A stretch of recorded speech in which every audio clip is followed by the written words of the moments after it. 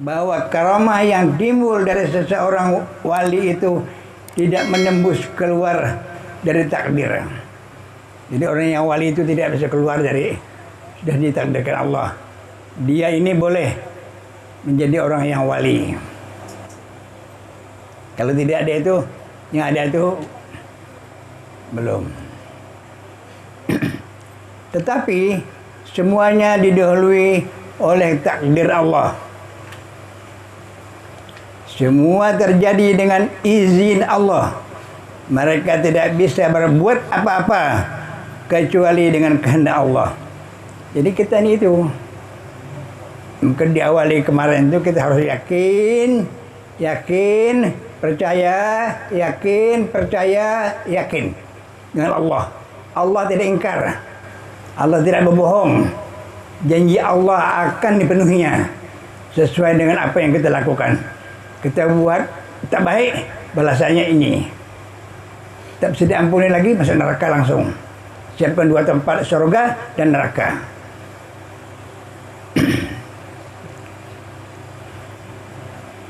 Allah berfirman dalam Al-Quran, Bismillahirrahmanirrahim.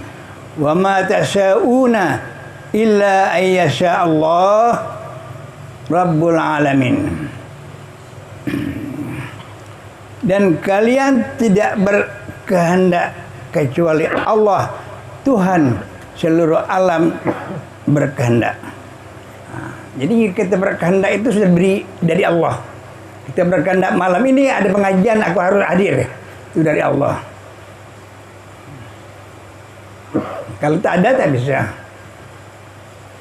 Kalau tidak ada takdir dari Allah bahwa malam ini kita kumpul untuk menghadiri pengajian, untuk hadir, bukan menghadiri, hadir bersama belajar. Mudah-mudahan Allah mengampuni kita. Begitu pula keajaiban-keajaiban yang keluar dari tukang sihir, itu juga dengan izin Allah dan tidak bisa menembus tirai takdir kalau bersamaan dengan kehendak Allah. Kalau bersamaan dengan kehendak Allah,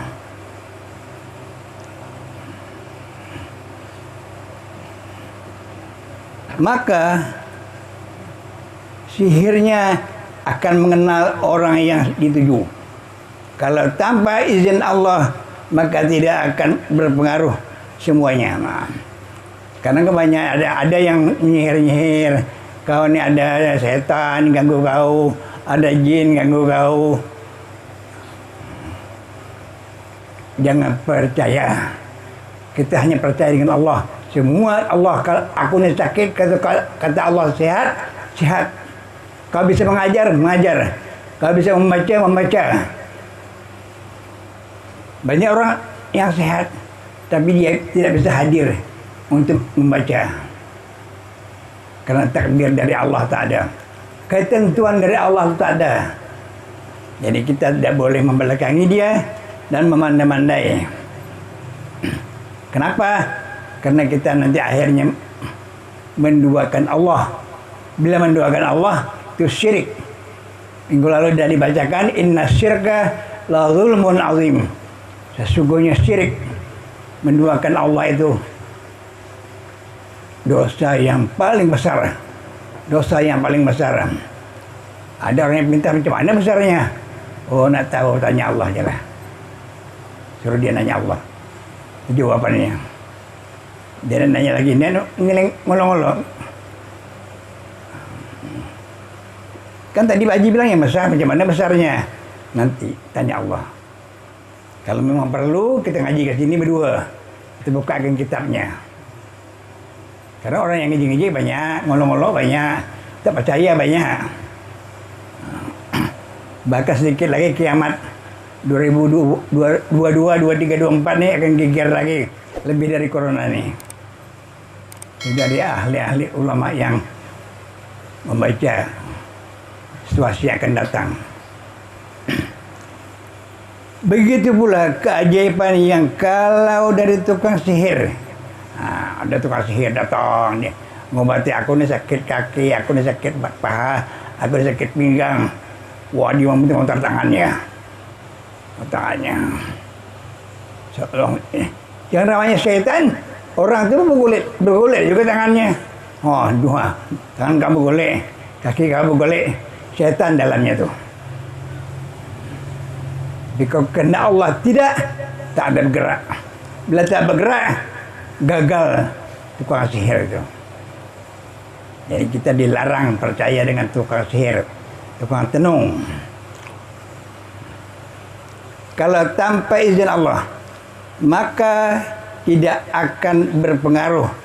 Semuanya bisa terjadi dengan qada dan qadar. Dan rukun iman yang keenam ada qadru khairihi, apalagi wasyarrihi. Ketentuan Allah yang baik dan ketentuan Allah yang tak baik. Rukun iman yang keenam, kita harus percaya sungguh-sungguh, jangan main-main. Kalau kita garing ngadu sini ngadu situ, kata orang kau ini kalau kemarin mungkin banyak utang tak ada bayar, tak ada heran, jadi orang itu benci dikerjainnya kita. Bukan, kau sekian tahun tak ada bayar utang, tak ada heran lagi payah dikerjainnya kau. Pergi ke tukang sihir, tukang tenun, makanya kau sakit, hanya merayau, kesehatan ganggu. Bukan. Kalau kehendak Allah tidak. Nah, itu. Jadi hati-hati dalam itu kita. Setan ini ada dalam ini. Yang baik dia ganggu. Kau ini hebat ya, pintar ya, kau ini gagah ya, bini kau hebat ya, cantik ya, suaramu hebat ya, bacaanmu hebat ya, ceramahmu hebat.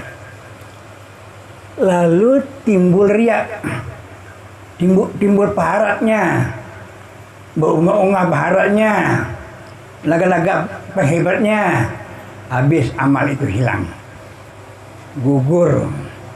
Jadi jangan, ya Allah aku bersyukur, ya Allah sauti kasauti Nabi Daud, suaraku seperti Nabi Daud. Ya Daud, Nabi Daud suara yang terbaik. Keberikan aku suara yang baik, ya Allah, syukur aku dapat aku nikmati membaca dengan bagus, baca Quran yang bagus. Aku tidak ada sedikit pun merasa aku ni angkuh. Nak jauhkanlah aku ni angkuh, takabur daripada yang demikian. Lalu orang suka, lalu orang jaga kita, lalu orang macam-macam menyelamatkan kita. Itu dari Allah. Dari Allah semata-mata. Semua geraklah, taharrak illa biidznillah. Tidak akan bergerak hati dan badan seluruh anggota ini melainkan izin Allah. Ini semua dari Allah. Jadi kalau ada orang gini kita diam aja.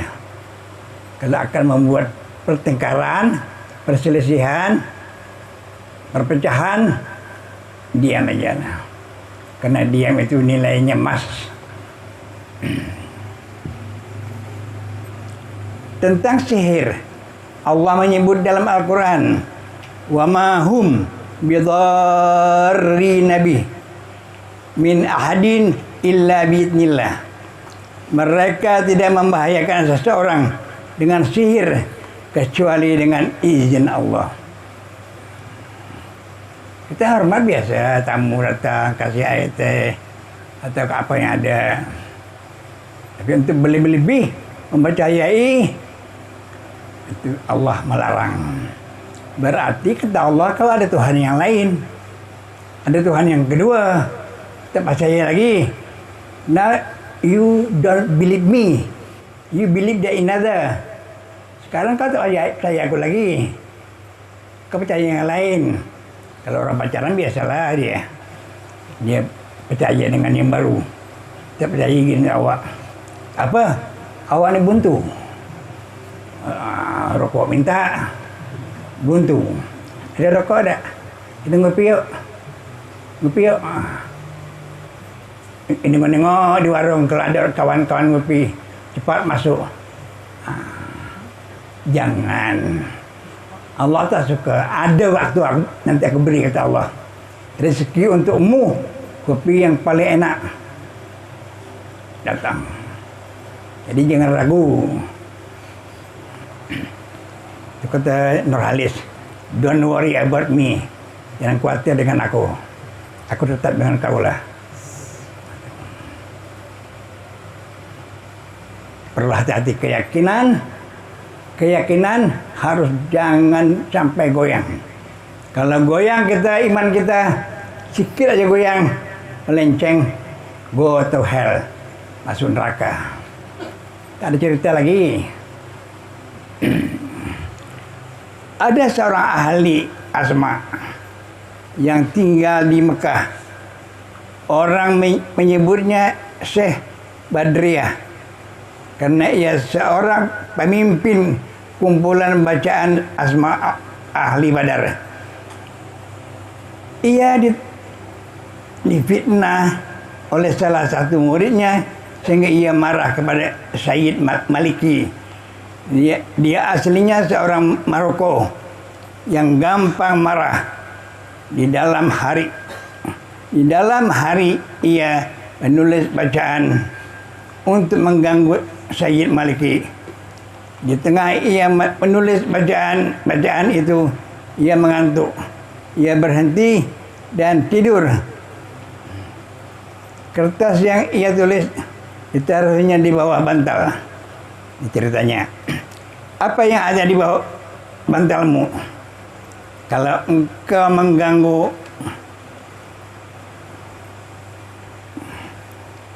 mengganggu Muhammad, aku akan merobek-robek wajahmu. Ayo robek kertas itu, kata Rasulullah kepada orang itu. Dalam mimpinya ia bangun dan kertas itu langsung dirobek. Sebelum subuh ia sudah datang ke kediaman Sayyid Maliki. Saya yang merobek, saya yang membukakan pintu itu. Ia datang bersama murid-muridnya yang menunggu keluarnya Sayyid Maliki dari musala. Ketika Sayyid Maliki datang, ia langsung merangkul dan menciumi Sayyid Maliki sembari menangis dan meminta maaf. Jadi rencana jahatnya tadi tidak dikabulkan Allah karena ketentuan Allah sudah itu tidak berlaku. Kami beruntung punya guru seperti ini. Gurumu ini dicintai Rasulullah. Saya ke sini bertujuan minta maaf. Terus terang, saya ada tujuan jelek terhadap Maliki. Saya ingin melumpuhkan dia. Rasul biar ia tidak bisa pergi kemana-mana. Tetapi saya bermimpi Rasulullah, kamu sobek bacaanmu. Kalau tidak, maka aku robek wajahmu.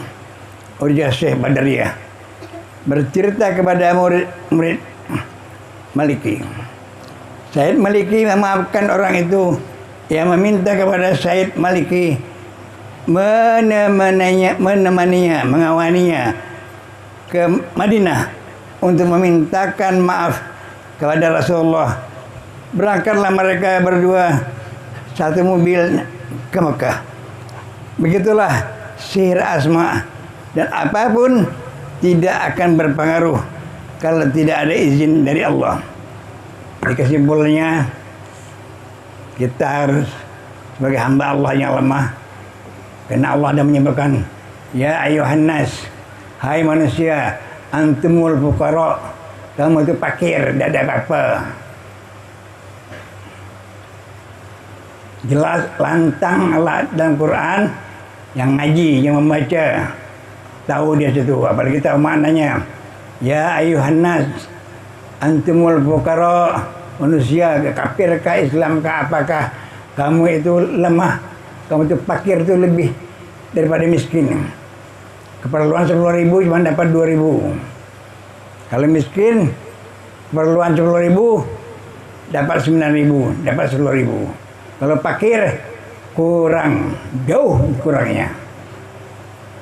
Di kita ini semua disebut Allah fakir. Tak ada apa-apa.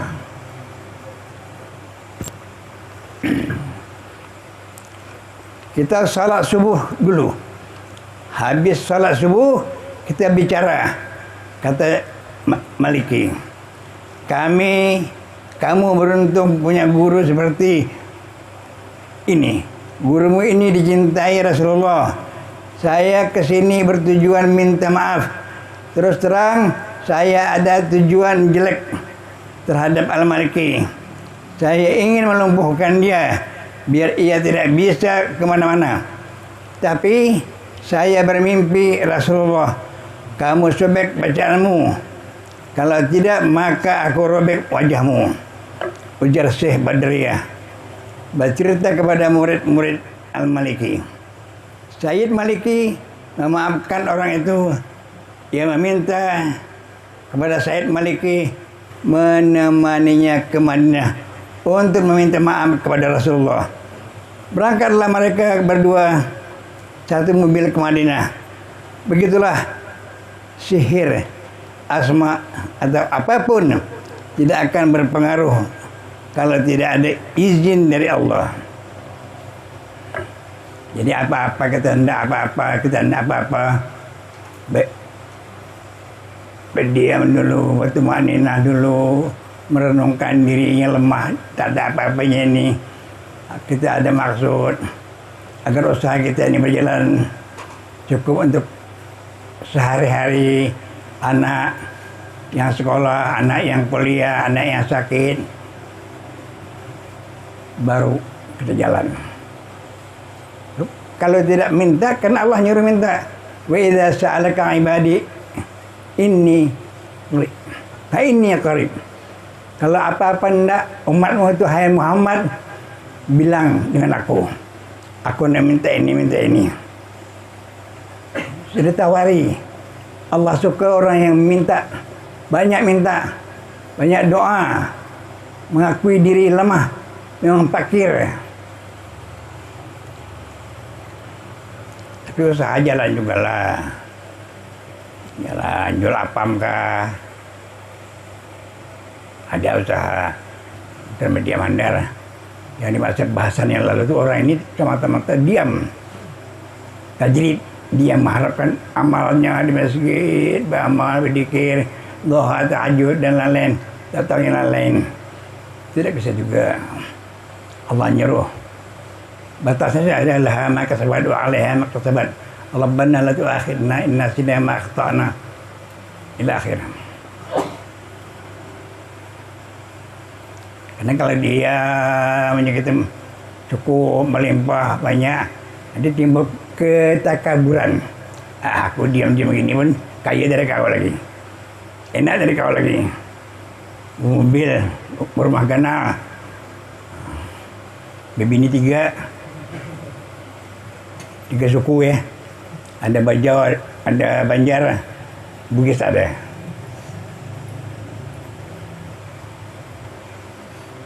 Tak usah. Kesimpulan kita jangan sombong. Aku ni kuat, banyak modal, sekian puluh triliun, mesti aku menang. Aku kasih ini. Duit habis, awak tak ada. Ini dapat apa?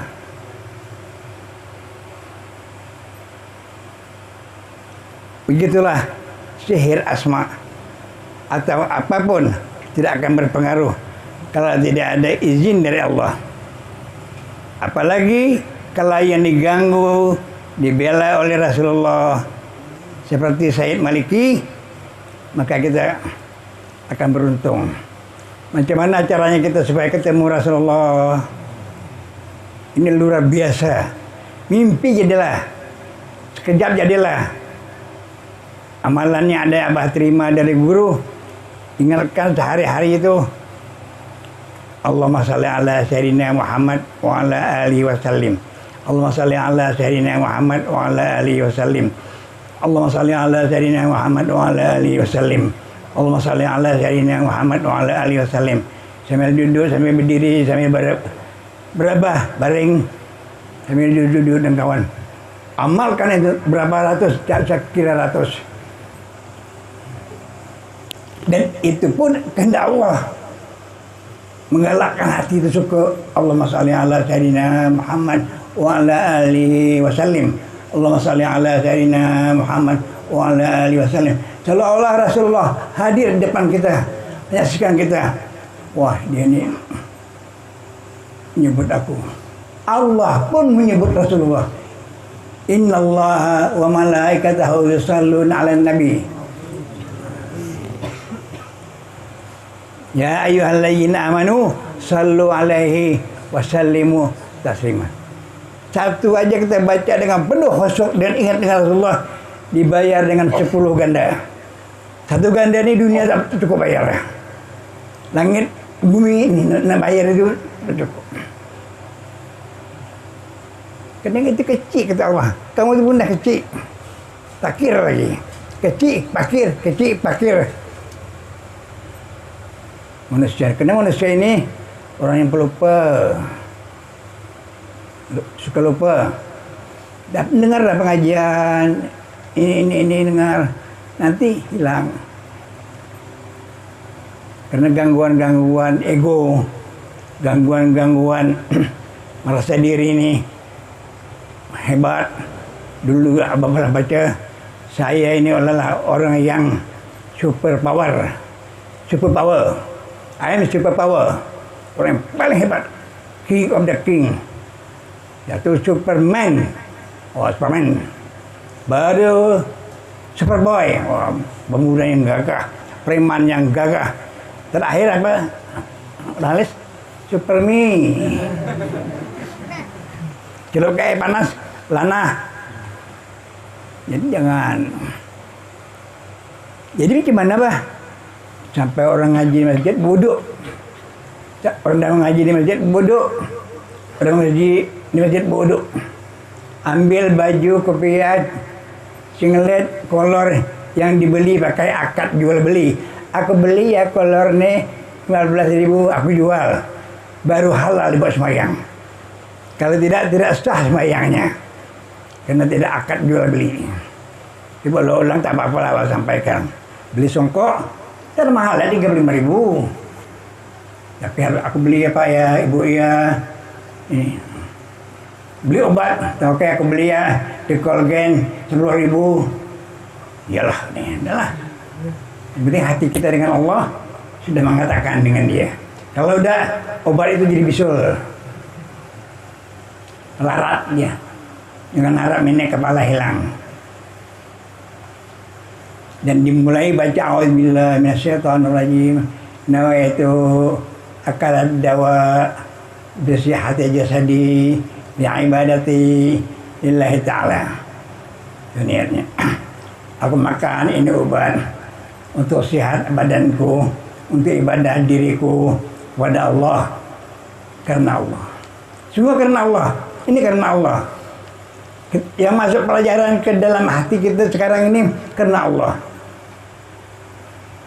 Walaupun dia sambil main-main HP di belakang, di luar, ngobrol-ngobrol, tapi kata Allah dia masuk dapat. Walaupun dia diam, tak ada main HP, tak ada apa-apa, tak dapat. Karena kehendak Allah tak ada. Illa bi'idnillah.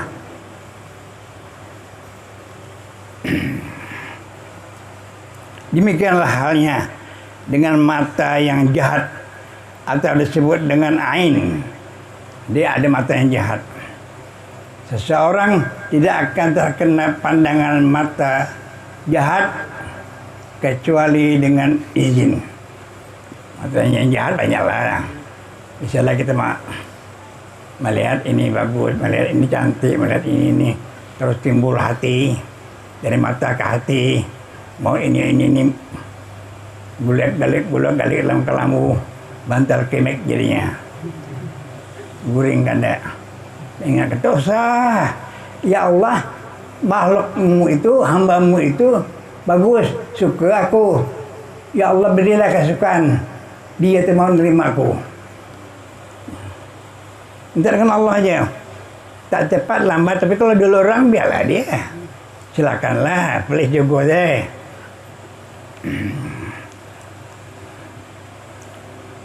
Jadi kesimpulan kita malam ini bahwa iman kita jangan sampai meleset dengan Allah.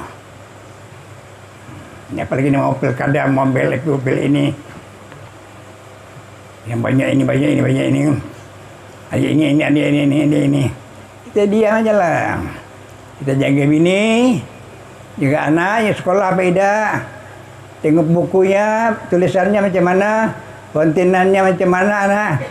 Kalau kontenannya rendah, tanya di mana salahnya, nak. Nah, ini aja jaga. Sholat sampai waktu, kumpulkan anak-anak, ampar sajadah, sembahyang kita imamnya. Anak yang agak tua suruh azan, yang kedua suruh kamat. Latih itu. Ini Allah suka ini. Allah paling suka. Itulah amalan abah yang anak banyak nih. Anak 10 nih. Sampai waktu duduk, amin azan, Ismail kamat, Yusuf ampar sajadah. Yang lain siap-siap telekung. Selami mamak dulu, jangan jungkung salam, beri ke atas, duduk. Ini dalam beri ke atas, itu kurang ajar namanya. Wan perguruan gitu juga salam, tungging. Hanya Allah marah terkentut sekali. Nah, ketulahan. Duduk beristilah. Siapa yang menghormati ulama atau guru, yang mau jujur guru, dijamin Allah surga. Guarantee will be go to paradise. Masuk surga. Baru menghormati, menyayangi, merindui.